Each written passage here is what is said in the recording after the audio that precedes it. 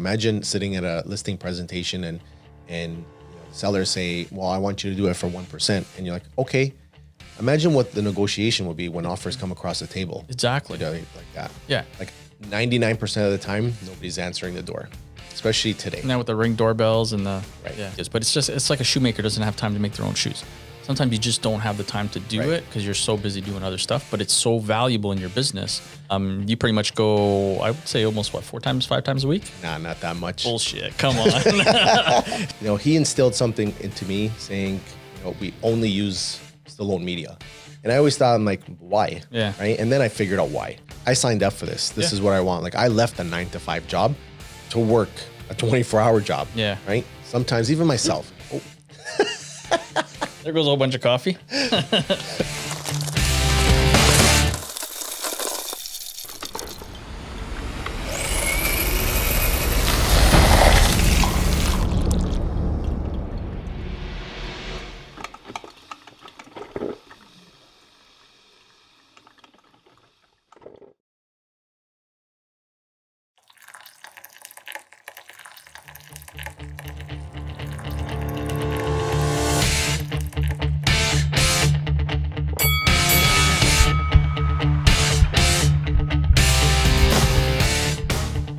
Hey guys, welcome back to Coffee Talk 2023. Just before the season ends, we're running into 2024. We're with Marco Raponi from Noble Corp. Thank you for joining us. Thank you for the coffee. Not a problem. Not a problem. You actually did me a favor. Now you got me like hooked on the Baileys. Hooked on the Baileys. So I know. It's that's good. my though, new right? favorite coffee. I know. Unfortunately, I think it's only here for the holiday season. That's it. Well, But- obviously. And then it's just like, there are little desserts and treats that are all holiday specials only. I'm like, some of them, there's the hazelnut that I love now. It's like, Guess they got to keep people on their toes, right? With the, they started with pumpkin spice. Yep. It only shows up every once in a while. Now it's like a full-time thing. you know when I know when it's Christmas, besides you go to the store and like all the Christmas lights and everything are all kind of out ready for you to shop in like November 1st as soon as Halloween's done, is I go to Shoppers the other day. I go to buy milk, and what do you see? Eggnog. Eggnog is there. And it's like, But you know what? Like some like stores actually carry that full-time. really? Yeah, I've all never through the seen year. that. Yeah. I only see it at Christmas time. I know, like, I always wonder why they don't carry it. Because that's the whole thing. Like they're good sellers, right? Yeah. So why just leave it for the holidays? People actually love having eggnog with their coffee, so they carry it full time. Yeah, I mean, I know places like Walmart, maybe I think have it all the time. I have never seen it anywhere else except for Christmas time. Yeah. So I always think that, like, you notice things are going Christmas when Starbucks starts making the mugs, yeah, the coffee cans, right? Yeah. Right away. So that's an early indication. Yep, exactly. But I just hate the fact that it's right after Halloween, like November 1st. Yeah, it's a little early. It's a little like, early. just we have chill a out, man. we have a Relax. rule. Like, I know my wife, she's like very antsy to put up that Yeah. tree. We have a rule where it has to be past Remembrance Day, Okay. and then I allow her to go nuts. Go nuts. Go nuts. How long does it take her? Well, I just put up the tree. She's the decorator. Oh, okay. Like, I don't get involved in the So you decorator. just actually do the physical, get the tree up and out of the physical, garage put the and tree and all that stuff, and she goes at it. Do you do real tree or fake tree? No, fake tree with the fake snow on top of it. It's funny because like this is like our third tree in 5 years, so it's constantly changing. And I told my wife, this is the last one. But fake trees are designed to be like you buy it once, you don't have to do it again. I know they we stored it, and like now we just donated it one to her school. Oh, okay. Like you know what it is? It's like I've moved a few times, so you have different elevation trees depending on how high your ceilings are and your entrance and stuff like that. Yeah, So that's true. obviously it has to go with everything, Yeah. right? So that's the the different progression. levels of trees, and you never get rid of them. So you store them, and then you kind of figure it out. Like, we need the space, donate it, get rid of it, and stick with one tree. But if the day ever comes and you get a really, really big mansion, then you have a whole bunch of trees you can put all over I the was place. actually thinking that we can use it for staging purposes. yeah, that's true. Set Bring it up to a your tree to listings. sell. Yeah. Sell during Not a Christmas. bad idea. If right? the homeowners haven't done it. Especially if it's vacant, the house. Yeah. Yeah. Speaking of real estate, so let's get into it. Tell us Yeah. a little bit about yourself, how long you've been in the game. I know I met you, I think it's been 3 years ago, 4 years ago, something like that. So I've been full-time in real estate for now it's 4 years, four full years. I came from a very similar background, just, always been involved in sales since I graduated university.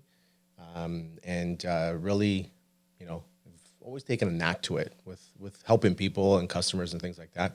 I work for obviously Remax Noble Corp, and you guys will see Vito. He's the owner, and I've kind of bounced around in 4 years. I've really bounced around 3 Remax offices. So I started with Vito when I got my license, and he's like the inspiration why I got my license. Me and him developed a good friendship. He got me into real estate, did the courses, and was really pumped to start my career. Yeah. It's not an easy business, as probably you probably hear from a lot of people. And I left Vito's office because I was struggling my first year. Yeah. So I made the decision to join a team environment. Yeah. So with Andrew and Alfredo, with the A team, and then because they were at a different office, I was forced to go to a different office. And then working with them, learned a lot. And that's the whole point of joining the team, right? Yeah, people don't realize that. Yeah. People realize, they think, I don't want to be a team because, you're giving up, commission and stuff like that. Yeah. But if you were to ask Andrew, I went in it with a grain of salt. I went in it not worrying about how much I have to, split. I basically took it as I need to learn. Yeah. And what would that cost, right? Like if you had to pay someone, a coach, whatever, I mean, the amount of information you gather from that is huge. Right. So, like when you're building your career and you're getting into real estate, yep. Some agents are lucky, they start good contacts, or they have, they blow up right away. Yeah. I unfortunately late to the game. I started when I was 41 years old. Yeah. So all my close contacts, they've already purchased their homes and their forever homes and stuff like that. So for me, that was the challenge for me, was getting the new contacts, right? So, getting my feet wet with Andrew and Alfredo, they taught me a lot. Get on the sidewalks, because they were busy. Walk, door knock. And, it led us to meet as well. Yeah. And, he instilled something into me saying, we only use Stallone Media.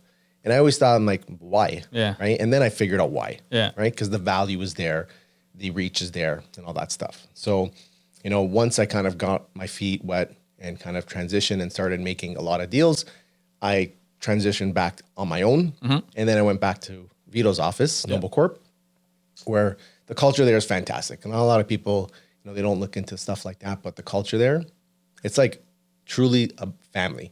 And you've been there. Yep. I'm sure Vito will discuss it, but it's one of those things where that's what kind of led me back there. Yeah. Right. Nothing against where I was. Yeah. It's just different environment. Yeah. Yeah. I mean, that's one of the reasons why I asked Vito to come out, was because I deal with a lot of brokerages, obviously, and then you can see the differences between brokerages. And one of the thing with Vito's place is that I noticed that it is more family oriented. He truly kind of cares about his agents. It's not just kind of like a numbers game with how many agents can you get in there, like some of the other brokerages. Right. But he'll instill that, make sure that you're doing okay and you're doing what you can, give you some suggestion and tips. He leads by example, which is another reason why I asked him out, because I noticed he does a lot of videos as well. Right. And you don't see a lot of broker owners doing that. So it's good that he does that to show, hey, this is what you need to do. I'm doing it. This is what you need to do as well. It kind of gives you a little bit of a push. Right. Like if somebody's, instilling something into you, yeah, like you need to do this, you need to do that, you need to spend more time on social media, and you're not doing it yourself, it's kind of like hypocritical, right? Exactly. Exactly. We get a lot of that too with, in our field, and I talk about this with Andrew all the time. I got to make more videos, but it's like a shoemaker doesn't have time to make their own shoes. Sometimes you just don't have the time to do it because you're so busy doing other stuff, but it's so valuable in your business, or, some other type of revenue stream that you want to kind of do. You have to do it. You got to do it. It's kind of like you want to be a better golfer. You got to get out and you got to play. Yeah, hence why we go golf so much. You just can't go out there and shoot 65. It doesn't work like that. Today I feel like exactly. That doesn't matter the clubs that you buy. It's like you need to practice. Yeah. It's the same with everything. It's every industry. You got to be out there. You got to hustle. You got to grind. You got to take advantage. You got to know the market conditions. You got to, adapt to social media. Yeah. Social media is its own giant. Yeah. It's literally, it feels like it's a full-time job. Yeah. But don't you find that that's where a lot of leads are generating from, besides the door knocking? Door knocking, I'm gonna ask you. So, door knocking now, 2 years ago was totally different. You can put a house up for sale using your phone and say, "Hey guys, I got a listing," and next thing you know, your phone literally is ringing before you even finish that video. Right. Whereas now you have to work so much harder. Number one, to get a listing, but number two, to actually market it, to get it out there. Right. So, what are you finding? What's your kind of response basically is when you're going out to do door knocking now, or you're making phone calls? What kind of response are you getting from people? So, I used to door knock quite a bit when I first started because, like I said, you're learning the ropes and door knocking, cold calling, stuff like that. The way I've looked at it is door knocking was more successful than cold calling. Really? And when I looked at cold calling, it's like I put myself on the other side. Do I like receiving those calls? And the answer is no. Yeah. So I don't cold call. I like to door knock, and I door knock within my general marketing area that I do.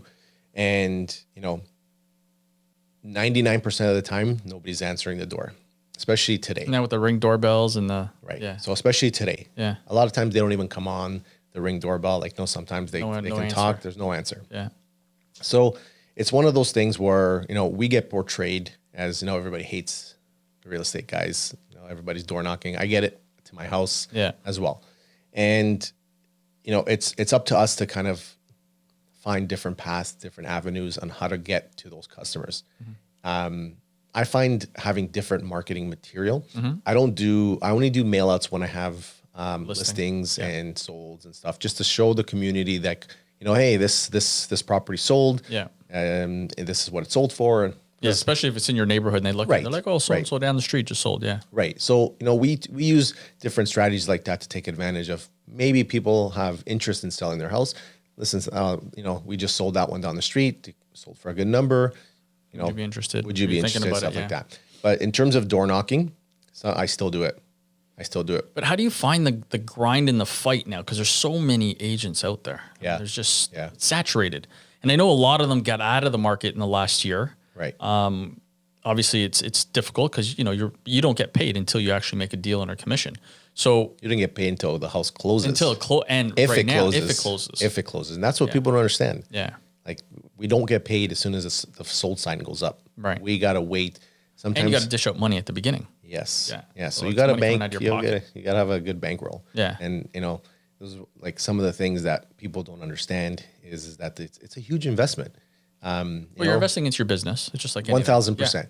But a lot of people need to have the funds to kind of do that. And when you have 4 or 5 listings at a time, it's quite a bit of an investment that's out there without anything coming back in. Yeah.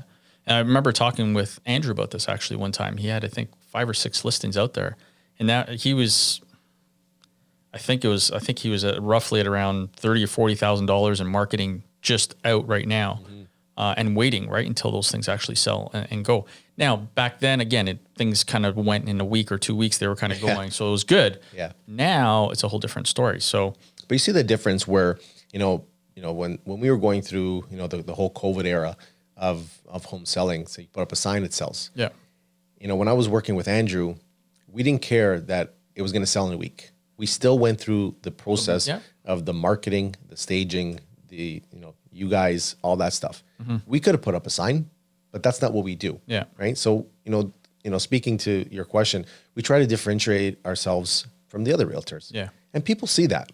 Well, what are you providing for the value of what you're charging commission? 100%. One of my pet peeves, because I know of some agents that, they'll charge the 2.5%, 3%, 4% sometimes, but they don't give back that in value. And I always tell homeowners, do your due diligence. You can ask the questions. Sometimes it's a lot of show and not a lot of dough. Mm-hmm. So ask them for literally an Excel sheet. I want to know what you're spending, how much you're spending on photos and videos, how much you're spending on print marketing, how much you're spending on signage, how many open houses you plan on doing. Like ask those questions to the agent and make sure you get it all with, what they're actually going to give you. Because you're giving them giving you guys a good commission for what you guys do. And I'm very upfront with what I do is I do exactly what you just described. I go in there and I offer a platinum, a gold, and a silver package. Yeah. And I let them decide. Yeah, perfect. What do you want to pay me? Yeah. Right? To sell your house. Yeah. At the end of the day, we're not here to work for free, unfortunately. Yeah. There's a cost to everything. Absolutely. And, I don't the thing that a lot of people get, confused about is, yes, I present you a package, but just because you select the lowest package, which most people do, is because they're saving money, doesn't mean that my services are going to be less downgraded and I'm not going to be available. It's just what you're getting. Yeah. In terms how much you're going to spend in your print marketing and right. And, yeah. Right. Are you getting 20,000 flyers? Are you getting 5,000 flyers? Right. kind of thing. You're still getting the same service. It's just the amount that you're getting. All right. Right. So that's one of the things that I try to do is present to them. Because, you know, first question they ask you is, oh, how much do you charge? Yeah. I said, well, that depends. And then their mind kind of starts rolling, right? And said, depends what you want to do. Yeah. The thing too, that homeowners, you have to realize too, and I'm speaking directly to the homeowners here when I say this, if you're going to cut back on commissions for an agent, that agent doesn't have as much invested interest to sell your house. Not that they don't, but you know, if they get an offer that comes in that's $10,000, $20,000 below asking price, and they know that they can push you to get it sold, they're probably going to do that. Mm-hmm. But some agents are like, no, I'm going to get top dollar for you as much as I can. Now that top dollar is what changes, because if you're nickel and diming them at the beginning, that feeling of trying to get you the top dollar isn't the same. Right. Whereas if you are like, listen, if you can make me an extra $70,000, I don't care if I have to pay an extra 10 grand in commission. You just made me an extra 60K. Right. So you have to understand that that's very important, that if you can get more money on the selling side, it will offset the additional cost that you're paying on the commission side of it. Well, the whole rule of thumb is this thing, like imagine sitting at a listing presentation and you know, the sellers say, well, I want you to do it for 1%. And you're like, okay. Imagine what the negotiation will be when offers come across the table. Exactly. You know, like that. Yeah. Like I stand my ground. Yeah.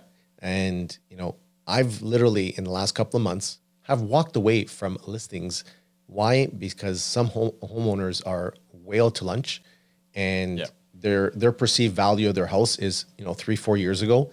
And unfortunately, like we just talked about, we have huge investments that we're making into their property to sell. You're hiring me to sell the property. Yeah. If you tell me that you're not going to take a dime under 1.5 and I'm giving you a market evaluation of 1.25, yeah, it's not worth your time. Thank you. I'm not the agent for you. Yeah, exactly. And that house will get to some agent. They'll take it, but that price will come down to the number that you'll end up saying. And it sometimes gives me so much, like, you know, like that great feeling that when I see the listing go up by another agent at the price that the homeowners wanted, and to this day, 3 months later, the house is still on the market. Yep. And that will cost them more and more and more. What happens? What's wrong with the house? Why isn't it selling? Now there's a problem with the house because it's not selling. Yeah. And you know what the thing is like, homeowners beware. When you have agents that, you know, listen to you and just basically overpromise, be careful of what you're signing. Yeah. Yeah. Absolutely. Commitments are not a short term, they're a long term. Yeah. And then what happens is that you get price drop, and then I'm the hate, and the realtors are the hated ones. Yeah, exactly. You know, you guys, it was your fault. Yeah. I'm not that type of guy. Yeah. I want you, when you sell the house, I want you guys to be proud. I want you guys to be happy. This was a team. We did it together, and that's that. Yeah. Like, I don't want to be that bad guy. Yeah. So I would rather walk away. A lot of people think, how can you walk away from business? Because business is not going to happen. It's not going to happen, and you're going to save yourself. I'm walking away from headache. From zero. Yeah, exactly. No, a very good point. Now, with that, let me go through some questions I actually had for you. Perfect. Not a lot, just a few. I know, you know, in understanding the average home sales sold prices in the GTA was 1.125 for October. Is that what it was? 1.25. I'm giving you the info. Seems like it changes. Can you share how have you helped home buyers afford a home in this type of market? Well, when you're referring to on the buying side. Yeah. On the buying side, it's I mean, there's a whole bunch of there's a lot of factors involved, right? So for me, the number one thing is education, educating them, giving them and coming down to a certain market area that they would want to live. It's very difficult for me to do my job when they say, I want to live in Ontario. Thanks. It's Ontario's pretty big, right? So when we focus on a certain geographic area, it's my job to educate them on, what's sold in the area. Mm-hmm. Are things going to continue to come down? Are things going to go up? So I'm literally on articles, reading things on a daily basis. Mm-hmm. It takes a lot of time, but it's educating myself so I can properly give my buyers, my clients, the right information. Now, when it comes to being on the buying side, it's important for me to translate that, certain properties are this is my opinion of what they're worth. Right. Right. So now we're in a seller's market. It's a different story. We're in a buyer's market, which we currently are. This is what I love to do. Yeah. Right. Because you're not fighting with people. You can actually get deals right now. Right. Yeah. And, There's lots of deals. all the deals we just did, way under asking because unfortunately, I don't like to capitalize on people's miseries because people are in a tough situation right now with huge mortgage rates. Yeah. But at the end of the day, we're hired to do a job. And if I can get things for a lot less than list price or asking price, then we're going to do it. Yeah, right? Absolutely. Got to do what you can for your gotta do what client, we gotta one do. way or the other, whether you're selling it or buying it. So Absolutely. Okay, next question I have for you. City of Vaughan proposed a 2.9% property tax rate increase for 2023-24. What do you think of that? It's like everything else right now. Everything else is Time to move out of Vaughan? is going up. There's so much that we can control. Yeah. Now, obviously, on the flip side, when things go up, especially our property tax, I know that the whole proposal and what the government writes is why it's doing it is improving roadways, Roads, parks, infrastructures, and blah, blah, blah. our roads they're horrible. Yeah. Some are smooth, some are not. The parks, the infrastructures, all the the immigration that's coming in. I believe that's where the money is going. Yeah. Could be wrong, but the infrastructure needs a lot of work right now. And there's so much of it going on, like Jane and Highway 7, and now they're proposed talking about near Vaughan Mills where they're building all these buildings there. I just don't see our area, the infrastructure, the way it's set up right now with the roads being able to handle it. Yeah. We're just trying to get through where the hospital is and Canada's Wonderland, and Vaughan Mills is a disaster right now. What the thing with Vaughan is, I think they do things backwards. Is they build and then worry about the it towers, afterwards. and then they worry about the infrastructure afterwards. Where, like Peel Region, I'll give you an example, like Brampton. I would say 8-10 years ago, Brampton, you look at Heart Lake and Beauvais, there are 3 lanes across. There's no buildings on it. Yeah. And you think, why is the road so wide? Yeah. They do things before. And so you true. don't get this disaster. Yeah. Right? Like you look at places like Highway 7 and Western Road, it's been busy since like I was 20 years old. Yeah. Like it's been crazy busy. Has it improved? All they did is put a bus lane in the middle. They opened up the lanes and then they put a bus lane right in the middle for a year. Yeah. Caused all kinds of traffic to put a bus lane. And now they're building 40 towers. Yeah. How is that going to get perceived? Like when people move in there, it's going to be a disaster. Well, that the guys who are making the roads are happy because they know they're going to have to widen them out again. So, Okay, people are getting paid. all right, one more question for you, then I got to get to the best topic, which is what we're going to talk about. With finance and marketing involved in buying and selling, let us know what background and education do you have that has helped representing your clients? We already talked about that, so let's X that out. We already talked about that. Okay. Okay, I hear you're involved in your community. What types of things are you doing? So I like to get involved with the community. Right now I do a lot of local, my community has some fairs, some local things that they do. I've also set up, my own tents just to hand out information if people want to talk. I'm in the process of trying to join the Business Improvement Association in my community. Right now, there's just too many people, so it's kind of like I'm on a wait list. But it's one of those things where attending like town meetings, stuff like that, knowing what's going on in the community is important. Clients. It's important because, believe it or not, I move a lot of people from, let's say, the city of Vaughan to Peel Region because obviously you get a little bit more for what you pay for. Mm-hmm. So it's important to know because they're asking the questions.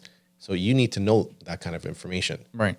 So it's nice. It's a nice thing to get involved. Like I'm always. You got to be in the know. Yeah. Even with grocery stores and stuff like that. Like I'll give you an example. I just went to one of the local grocery stores, not a huge chain. Mm-hmm. Well, not now they are, but they were bought out. And I basically kind of wanted to help with this. Customers are really, really upset about having to pay for bags. Oh my God, it's ridiculous. And I feel that sometimes even myself. There goes a whole bunch of coffee. I feel that like even with myself, I forget my bags.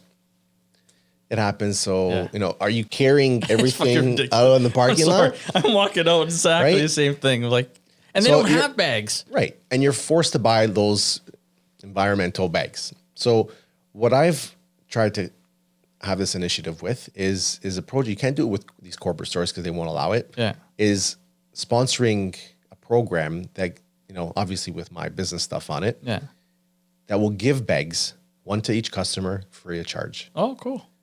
Yeah. That's a good idea. Yeah. So it's you know, it's tough to crack the big corporate guys because they don't want anybody else's stuff on it. But the independent mom and pops. Yeah. Yeah. That's So awesome. we're in the talks of doing something like that. That's cool. It's a huge cost to it, but at the end of the day, again, I know it has my name on it. It's part of doing business, but it's also helping the community because I know the frustrations. I go through it myself. Yeah. Yeah. Right. So that's the thing with me is if I know how it feels, I'm quick to react on it. You're reacting to a solution. Right. Yeah. Right. Awesome. Okay. Best question of the day. When are you getting on the PGA Tour? Seniors Tour like me? So my wife says all the time. So for those of you that know, golf is a big part of our lives. Marco plays a lot of golf. I play a lot of golf. It's one of the things that we find the most passion in. You pretty much go, I would say almost 5 times a week? Nah, not that much. Bullshit. Come on. Still such a liar. Not that He's out much. there a lot. You know what the thing is that I carry my in the summertime, my clubs stay in the car. Yep. And there are instances where I'm in between appointments. Yeah. And when I say in between appointments, I'm saying like there's a 2-3 hour gap Yeah. between one client and another client. 9 holes in there. You go play 3, 4 holes, 5 holes. Yeah. It's honestly for me, like people don't understand. Stress reliever. It's a stress reliever. Yeah. And this, you know, the things that sometimes we go through and have to Is it a deal with. stress reliever though? Really? I know. You know, you ask it yourself really a that stress reliever? all the time because it's like golf is like the most frustrating sport and it really gets to you. But we call it a stress reliever, but I don't know if it really is. I think it's a stress transfer. It's just different type of stress. Yeah, you one to get over another, but yeah, no, I think love the game. it's actually becomes more stressful when you get to a certain level and you start taking it seriously. Yeah. Like, you know, we have the guys that go out there just to have fun and drink, and I get it. Yeah. I get it. That used to be me. But we come to a point where if we're not shooting low scores, it's a bad day. Yeah. Yeah. It's frustrating. Yeah. Put the clubs back in the garage. I don't want to play this game. I give up. I'm done. What time's the next tee time? I'll see you tomorrow. Just like that one of those videos of the guy. It's the most frustrating sport. I know, but I love it. Yeah. Come back. Throws all his clubs in his car. Yeah. So I'll see you tomorrow. Yep. Same time. It's so true, man. Yeah. It's such a love-hate relationship with the game, but you know, I think it's, and this is just for me personally, I think it's the only sport that you find you play against yourself. You're playing the golf course, but you're playing against yourself. So to me, it's a way of saying you always are constantly trying to improve yourself, not only as a golfer, but as a human being. Right. Personally. Right.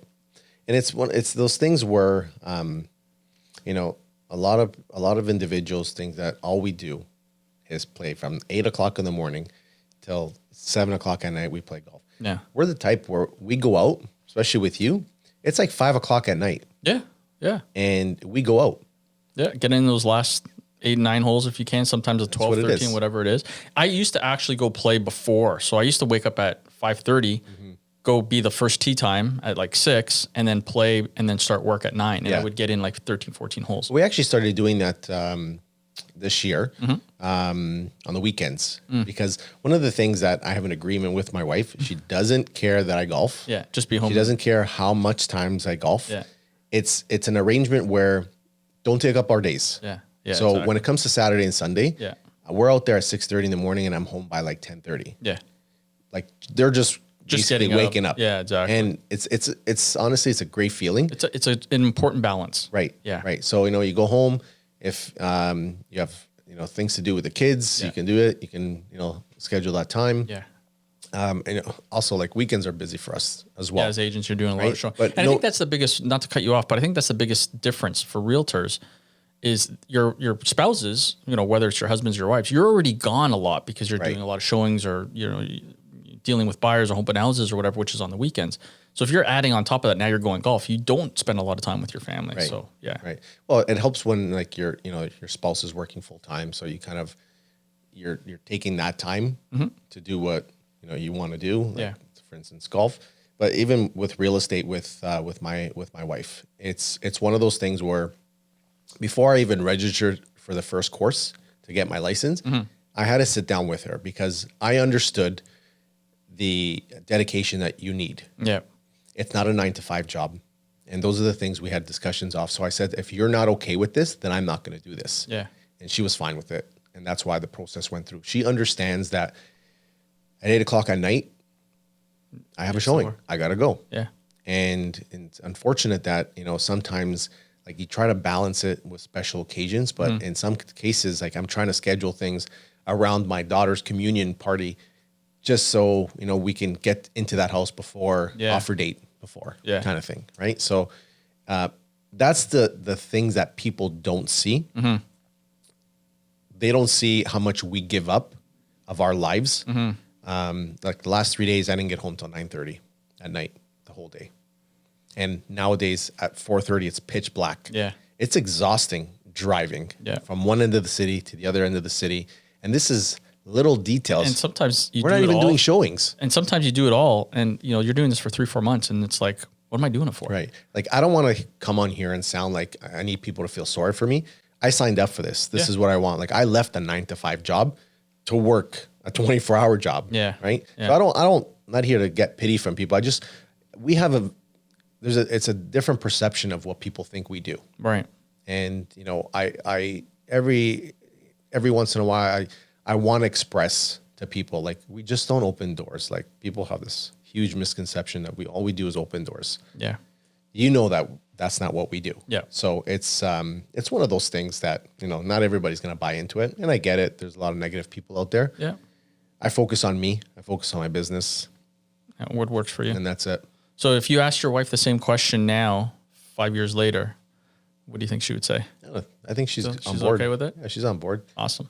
Well, I'll give you a little tip and a little secret. If you can start getting her into golf, like my wife, it's like, so you have that good advantage. Oh, she books more tee times than I do. Right, you have that advantage. I've actually, like, she's gonna see this, but like I've actually said, why don't you come with me? Yeah, like you can drive the cart, get some fresh air, enjoy. Right? It. And then I hit her with, we don't really drive the cart, we walk. It's like, nah. How long is it? 18 holes? Yeah, 5 hours. Yeah, I know. 4 hours. She goes, I'd rather do something else, and she's fine with it, which is good. Like, I give her the benefit of the doubt. There's a lot of people that struggle. Like, you see the memes out there. Yeah. People wearing construction hats, calling their wives. Yeah. Yeah. So, I find that stuff funny, but like, it's not even 1% of like the way my wife is with me. She lets me do it. I mean, it's a balance that, you have to have as a couple, that she does her thing, you do your thing, and then you go to work and you do a family thing, you do things together. 100%.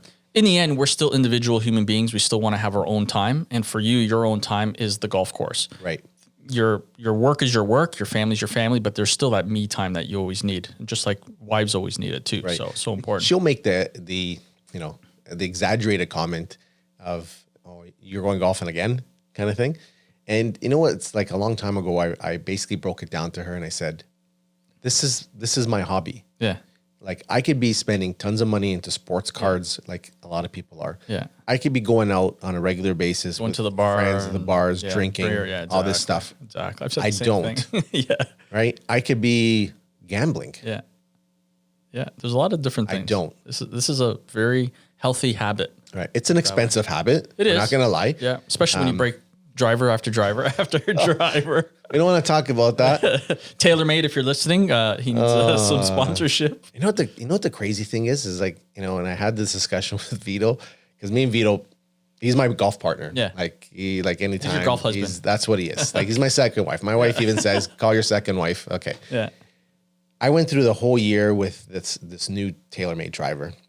And if anybody knows me, that's the one club I really struggle with. And Yes. this year, I can vouch for that. He does. this year was one of those years where it just worked. Yeah. It just worked. It was a great driver. Yeah. It went through the whole year, and then mid-October, the face just popped off. But you see a lot of that on social Yeah, media. And I have the same driver. I've never had that issue. It doesn't happen to everybody. Yeah. And I guess it's the guys who just hit it really hard. I figured it was like a one-off, and then kudos to like some of the golf guys that I have in this industry that they sent it in as a warranty. Yeah. And then they lent me a demo head. And 2 weeks later on the range, the same thing happened.